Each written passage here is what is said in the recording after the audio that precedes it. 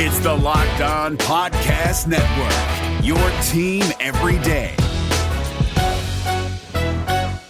If you drive a car, truck, SUV, or vehicle of any kind, you need Get Upside, the free gas app that pays you cash back for every gallon of gas you buy. That's right. With the free Get Upside gas app, you can get up to 25 cents a gallon cash back every time you buy gas. Nearly 3 million people have earned cash back with Get Upside just for buying gas. I always use Get Upside. Some months I make $200 to $300. I love getting money back for things I use every day. It's just free money for buying gas. There's no catch. It's simple. And you get your cash back right away. Download the free Get Upside app now in the App Store or Google Play to save up to 25 cents per gallon when you buy gas. Use promo code SALE for a 25 cent per gallon bonus on your first tank. That's up to 50 cents a gallon on your next fill up. You can cash out anytime to PayPal or an e-gift card for Amazon and other brands. Earn cash back on gas on every fill up. Just download the free Get Upside app and use promo code SALE for a 25 cent per gallon bonus on your first tank. That's code SALE. You're Locked On Penguins, your daily podcast on the Pittsburgh Penguins, part of the Locked On Podcast Network, your team every day.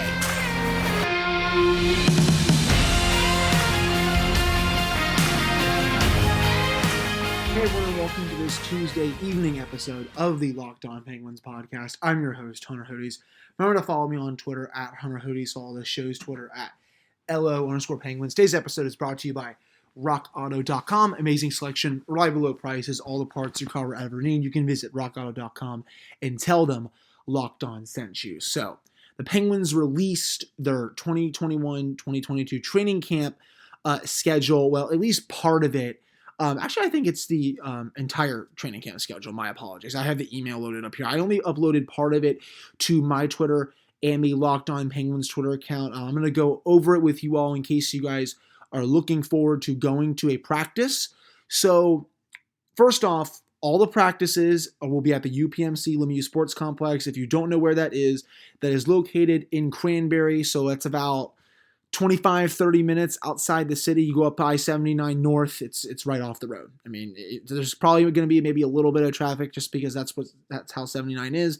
But, you know, it's right past most of the Pittsburgh guys. This is just a little bit up north. They are all free and open to the public. There's no statement with regards to how full it can get. I'm guessing it is going to be full capacity, but it is great to see that all the practices will be free and open to the public. The first practice will be on Thursday. Teams 1 and 2 will open their first practice from 9 to 9:45 a.m. A scrimmage will follow for the next 45 minutes at 10 o'clock. And then Team 3 will come on at 11:30 a.m. and then again at 12:40. Josh Williams and Sam Howd have been added to the training camp roster. And then they will also have practices on Friday, the 24th. Team 2 will practice there. Team 3, then there will be a scrimmage between those two teams. And then there'll also be conditioning. On Saturday, Team 1 and Team 3 will practice at the same time. Then there will be another scrimmage. Sunday, I don't think we know which teams will be practicing yet. There's still going to be a scrimmage that day from 11 a.m. to 12:30.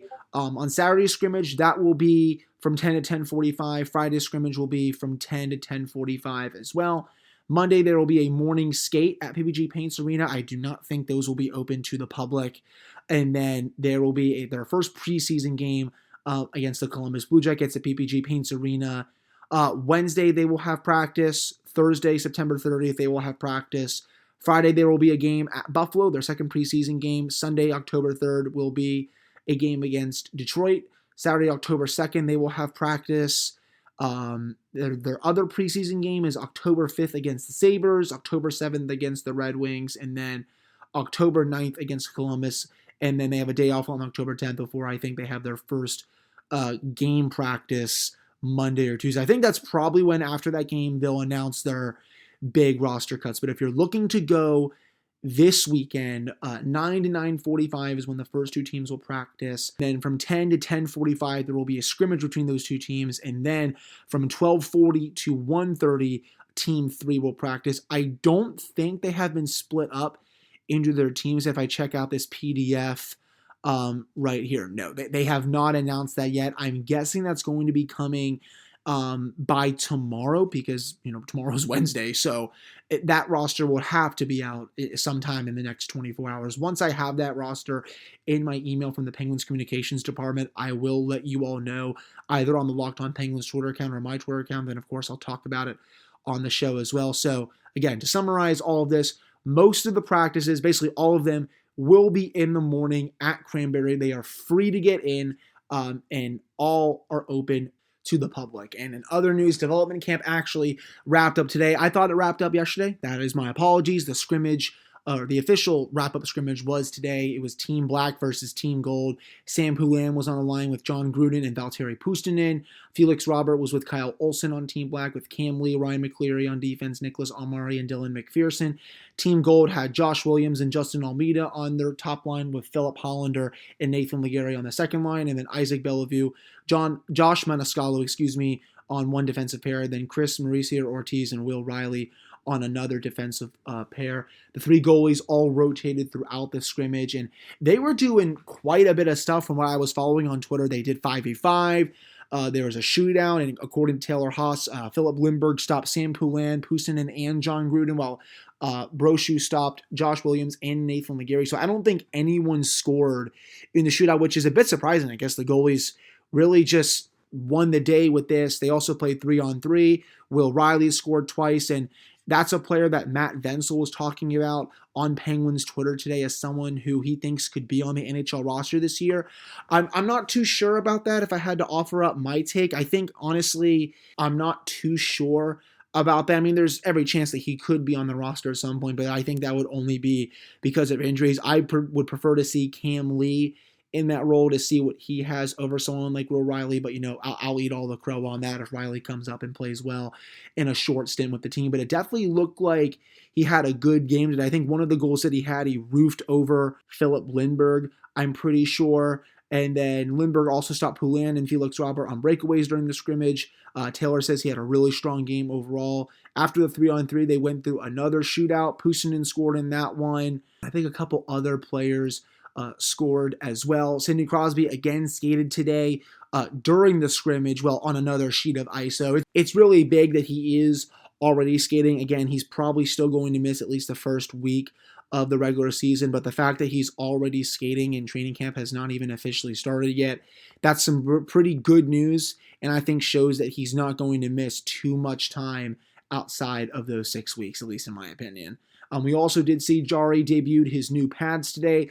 They are basically all black. I mean, there's a little bit of gold down at the bottom, but these are pretty sweet. I know everyone in the comments, and especially on Twitter, is just going to be like, okay, where's the new glove, or where's the new glove hand? And I understand that's a low-hanging fruit joke, but these new pads are still pretty sweet. I can't wait to see them in game action. I think they are going to look pretty decent. And in other sad news, according to Taylor, Chris Letang has cut his hair, and his hair is now short again. So we absolutely hate to see that. I am always a huge fan of Chris Letang having longer hair than shorter hair. And that is the type of content that I will be bringing on this episode of Locked On Penguins. Yes, a discussion about Chris Letang's hair and whether it should be better long versus short. In my opinion, again, I would prefer it long, but he's probably just going to grow it out through the regular season. Hopefully it's a lot longer by the time the playoffs roll around, if this team does get in, but I'm sure they will. Okay, I'm done talking about Chris Letang's hair, because I could probably go on about that for the next 5 to 10 minutes of this episode. I don't need all of you just tuning out after the first 7 minutes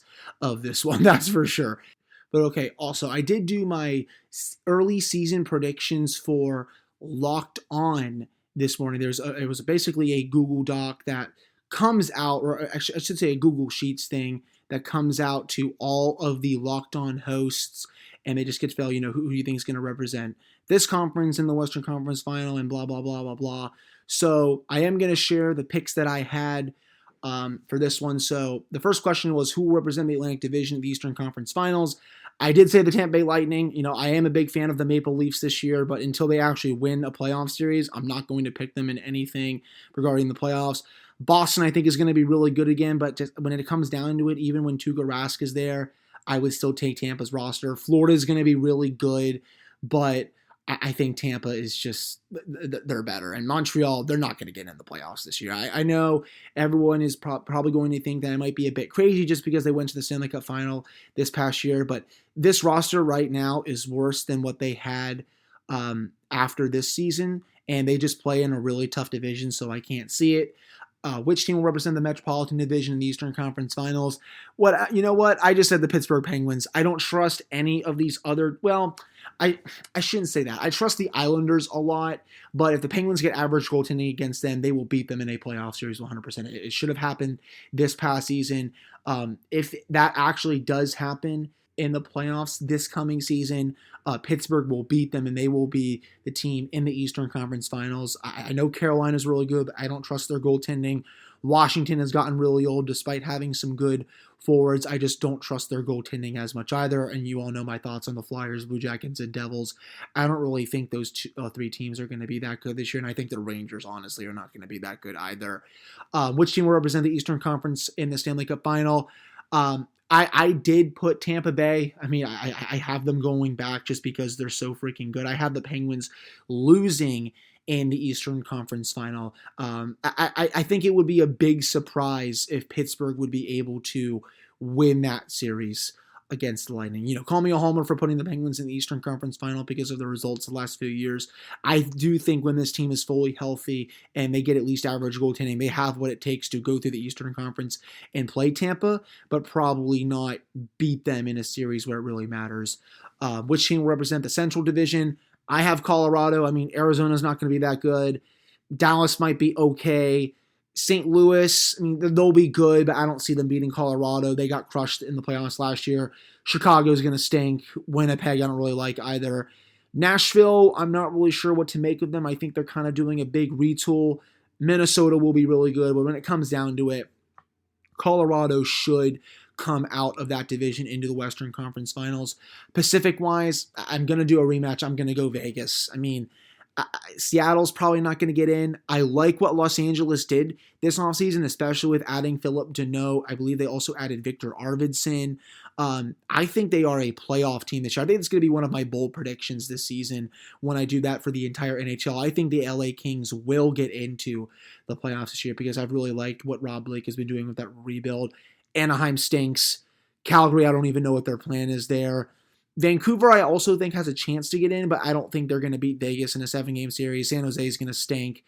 Edmonton, you know, that's a huge wild card, but I had Vegas playing in the Western Conference Final. Then I have Colorado going to the final against Tampa Bay with the Avs winning. I really do think this is the Avs year. I understand everyone probably has a sour taste in their mouth for, you know, probably picking the Avs this past year, and then it didn't happen as Vegas went on to play Montreal. But I do think Colorado has what it takes to win that series, and they will do it. And then, again, I have Colorado winning the Cup. As regards to the Hart Trophy, Connor McDavid until he basically dies. Norris Trophy, I'm going to go Cale Makar. I think he had a good case to win it last year. And if he is fully healthy this year and doesn't miss any time, he should be able to win this, even if Victor Hedman is back and is his former self. I'm really high on Makar this year. Vezina, I'm just going to go Andrei Vasilevsky. You know, I know Fleury won it this past year, and maybe he should not have, but, you know, I'm still very happy that he did, even though Vasilevsky, I think, had the better stats. So I'll go Vasilevsky again just because he's probably going to stay healthy. With regards to the Calder Trophy, I was going back and forth between Zegras and Cole Caulfield. I'm leaning towards Caulfield right now. I really liked what we saw in those Stanley Cup final games and in the 30 NHL games that he played. He's going to be a really good player for a really long time, and I think he's going to send a message to a lot of people around the league this year that he is here and he is here to stay. So I really think Caulfield will win it. So that is some of my NHL predictions for this season. Let me know what you all think on my Twitter at Hunter Hodes and the show's Twitter at LO_Penguins. Now, before we do get to the next segment, we do have to talk about Rock Auto. It is a family business serving do-it-yourselfers for over 20 years. The prices are reliably low for every customer. They have everything you can need from brake parts, tail lamps, smart oil, and even new carpet. You can go explore their easy-to-use website today to find a solution to your auto part needs. You can go to rockauto.com right now and see all the parts available for your car or truck.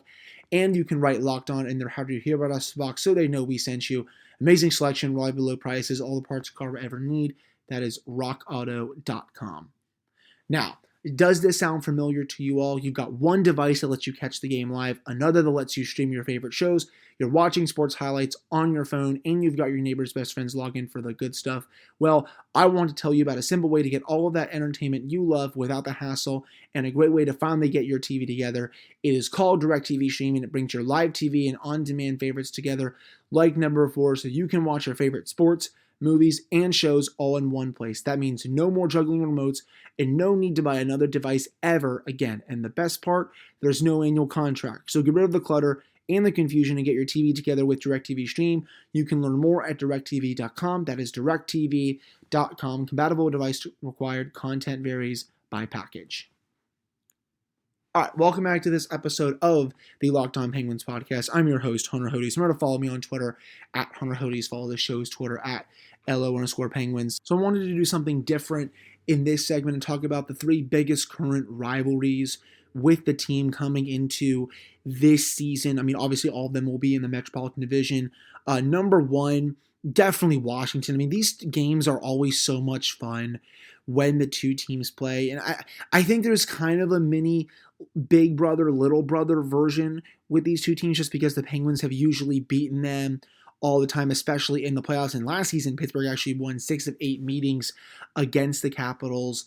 But the skill between the two teams is just top-notch, and you all know that the fan bases absolutely despise each other. I mean, I live in Caps country. I have lived in Capitals country for 18 of the 23 years that I have been alive. It has only gotten worse as the years have gone on. I don't really think they've had another big rivalry. I mean, I think Washington fans have hated the Rangers a lot, but nothing, and I mean nothing, trumps the Penguins. And, you know, I think it's been the same in Pittsburgh for the last couple of years now. It always used to be the Flyers, but I really think that rivalry has gone downhill a bit. I mean, it's probably number 2 on my list of top rivalries for the Penguins, but it used to be number 1 by a landslide, but it's just not that anymore. Washington has taken that place, and, you know, maybe some of it does have to do with Tom Wilson, and yes, he is going to be a big factor this year in the games, and no, the Penguins should not sign anyone or do anything stupid to try to get back at Tom Wilson. The best way to always do that is to just light him up on the scoreboard and then just laugh in his face after the game saying, hey man, thanks for the win, thanks for coming, and we'll see you in the next matchup. So it always is fun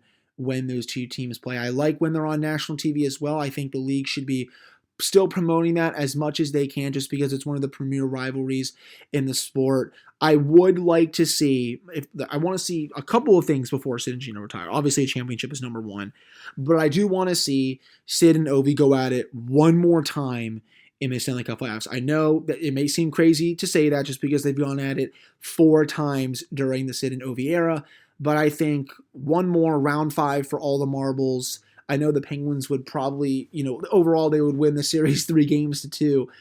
It would be better if it was 4-1, of course, but I think we all need to see that one more time before they go. I mean, Ovechkin's 36 at this point. Sid is 35. They're going to retire faster than you think. So I really do want to see another playoff series between these two teams because, again, I think that would bring the rivalry to even bigger heights, and with full capacity likely going to be back for all those games, it's just going to make it that much bigger. Again, number 2 is the Flyers.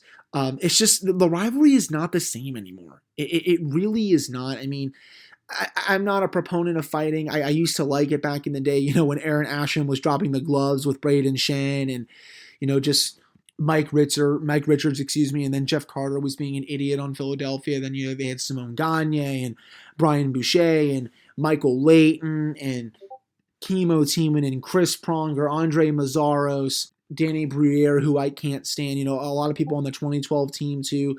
Scott Hartnell, I'll always never forget him in that series. And it was just, that series was fun just because it was chaotic, even though it also had no goaltending. But man, that was one fun series to watch, and that really probably got a lot of Penguins fans and Flyers fans into the sport. Well, new fans, I should say, because I'm sure some people tune into that and are like, wow, you know, this is really cool. I'm going to start supporting, you know, this team. and then they can tell that story to whatever friends, girlfriend, boyfriend, family members that they have. But in the last few years, it's just been the same. You get the Crosby sucks chance when he comes to Philadelphia, then still owns them every time he walks into the Wells Fargo Center. Nothing really happens on the ice, but I think that also has to do with a lot of, longtime Flyers leaving. Wayne Simmons is not there anymore. Heck, the modern-day caveman Jacob Voracek is not there anymore. Braden Shen left, who, I couldn't stand when he was in Philadelphia for all those years. Danny Briere is gone. I mean, the only real one that I think people in the Penguins fan base make fun of is Claude Giroux. And the games are also just not even that exciting anymore. I think that maybe has to do with Alain Vigneault hockey, because he is a very boring coach in today's NHL. But it's just there's a lot of new faces there. And so it's not the same, and it hasn't been the same in the last few years. Lastly, I think the third biggest rivalry with the Penguins, I don't even want to say that it's the Columbus Blue Jackets, just because they haven't played each other in a year. And I also think that's the biggest big brother, little brother thing, because Columbus thinks of Pittsburgh as their biggest rival, when the Penguins probably consider them like their fifth or sixth biggest rival. I'm not going to say Chicago, because I know NBC would always try to hype that up as a rivalry, but I mean, it's not. I think outside of that, it honestly is the New York Islanders. I really think that is the Penguins' third biggest rival. I know some people would want me to say the Rangers, but they haven't really played in the playoffs a lot lately. I know they used to play them quite a bit in 2014, 2015, and 2016, but after that, the games kind of died down a bit, and I just don't really think those two fan bases hate each other as much as the Penguins and Islanders do. It also helps when these two teams play each other in the playoffs 2 out of the last 3 years, and Barry Trotz is leading one, Mike Sullivan is leading the other.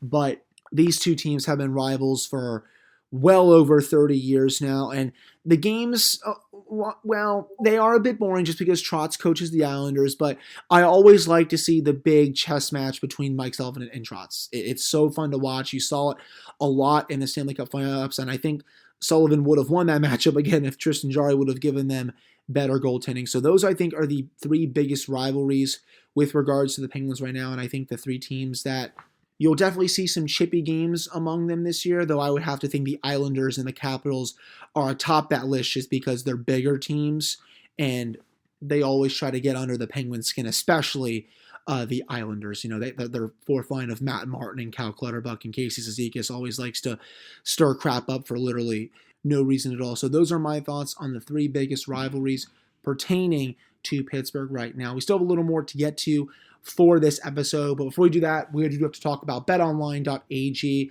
As always, BetOnline is your number one spot for all the pro and college football action this season. With a new updated site and interface, even more odds, props, and contests, betonline.ag continues to be the number one source for everything football. You can head to the website or use your phone to sign up today to receive your 100% off welcome bonus. That's double your initial deposit just for signing up. Don't forget to use the promo code NFL100.